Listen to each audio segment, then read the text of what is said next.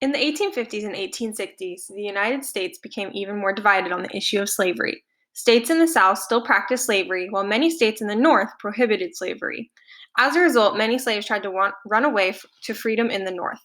The Underground Railroad was established to provide a secret way for slaves to escape from slavery in the South to freedom in the North. Any cause needs speakers and organizers. Any mass movement requires men and women of great ideas. But information and mobilization are not enough. To be successful, revolutionary change requires people of action, those who little by little chip away at the forces who stand in the way. Such were the conductors of the Underground Railroad. Not content to wait for laws to change or for slavery to implode itself, railroad activists helped individual fugitive slaves find the light of freedom. The Underground Railroad was not an actual railroad, but was instead a network of safe houses and routes slaves could take to escape from the South to freedom in the North. The Underground Railroad operated at night. Slaves were moved from station to station by abolitionists. These stations were usually homes and churches, any safe place to rest and eat before continuing on the journey to freedom in the North, sometimes as far away as Canada.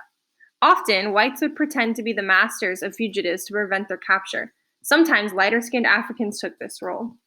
In one spectacular case, Henry Box Brown arranged for a friend to put him in a wooden box where he only had a few biscuits and some water. His friend mailed him to the North, where bemused abolitionists received him in Philadelphia. Most of the time, however, slaves crept northward on their own, looking for the signal that designated the next safe haven. This was indeed risky business because slave catchers and sheriffs were constantly on the lookout. Over 3,200 people are known to have worked on the Underground Railroad between 1830 and the end of the Civil War. Many will remain forever anonymous.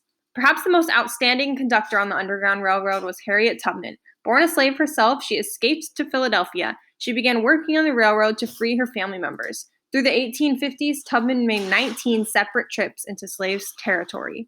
She was terribly serious about her mission. She threatened to shoot any slave who had second thoughts with the pistol she carried on her hip. By the end of the decade, she was responsible for freeing about 300 slaves. When the Civil War broke out, she used her knowledge from working on the railroad to serve as a spy for the Union. Needless to say, slave owners did not appreciate the Underground Railroad.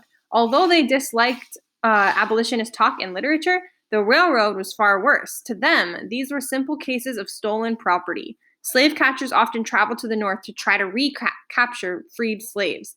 When Northerners rallied around free slaves and refused to compensate former slave owners, Southerners felt like they were being robbed of property. This disagreement over freed slaves lay yet another brick of the foundation for the South to eventually secede from the Union and help spark the American Civil War.